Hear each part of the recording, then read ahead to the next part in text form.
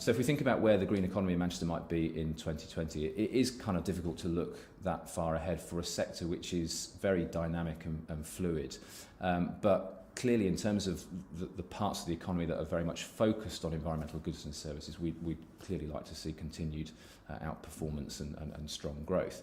From the broader resilience point of the wider economy across all of our sectors, though, I'd like to think that Manchester would have taken some really significant strides in kind of positioning itself in an international context as being, you know, a really resilient economic area for both inward investment and employment in the context of some of those broader environmental challenges.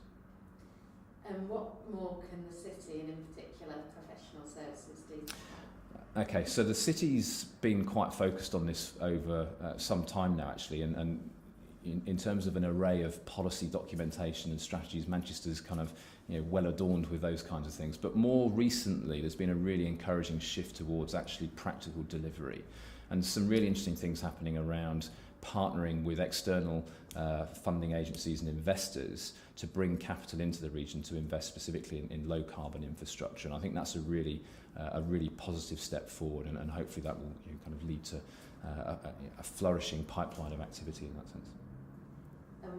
What is the purpose of the Green Economy Pro-Manchester Sector Group? The purpose of the Green Economy Pro-Manchester Sector Group is kind of threefold, really. Firstly, and in its most simple form, I guess, it's to bring together practitioners, experts in their fields from a range of different sectors across the financial and professional services world, who are based locally, who are focused either within Manchester or looking more outwardly to the wider international economy on issues related to the green economy, and by bringing those people together to better pool our expertise, to drive stronger connections, and actually to deliver business flows between our respective organisations.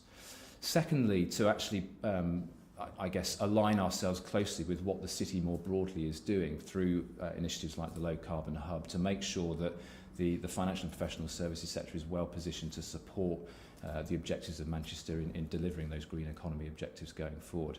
And then thirdly, and perhaps most ambitiously, but by no means unrealistically, to position the Greater Manchester financial and professional services sector as a global centre of excellence in relation to green economy matters. And we've got some amazing organisations, some amazing people based here, which give us really strong advantage in the global economy. And what are the benefits of being involved?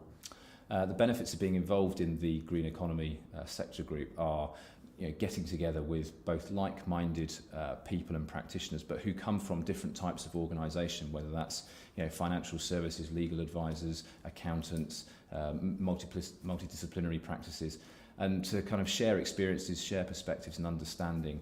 And, you know, we would call it might sound a bit cheesy, but innovation through the power of collaboration. And it's something we believe quite strongly in, actually. By bringing those different perspectives together, we'll create a stronger financial and professional services base for Manchester, which will be to the benefit of all of us. Wonderful. Okay? Yeah.